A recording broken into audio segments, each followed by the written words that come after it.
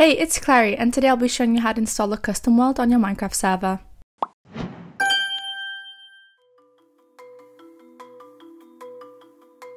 So firstly, you're going to want to locate the world you want to use. For example, you can either upload a custom map you found online or a world you've already played on. To locate a world you've played on, you need to press the Windows and the R key at the same time for this little window to pop up. Then make sure to enter %appdata% and press enter. That will open up a Files Explorer window. All you have to do is press the .minecraft folder and then scroll down until you find saves. There you'll just have to make sure you know which folder is the save you want and keep that in mind for the next few steps. You can then minimize this window for now. If you want a custom map and you download it off the internet, always make sure you've extracted it to a normal folder as they usually download as a .zip.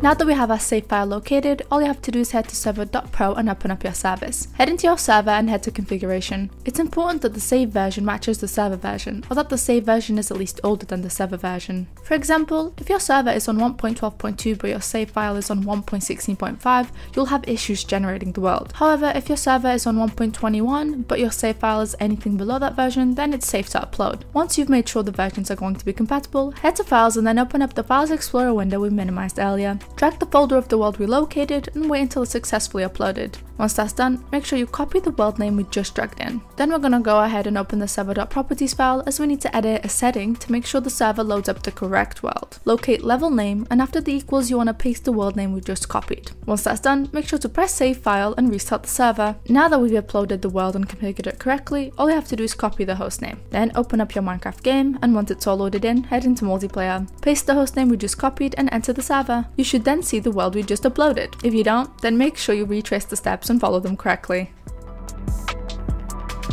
I hope I was able to assist you in setting up your server. If you have any further questions, please leave a comment down below or contact our support. Bye guys!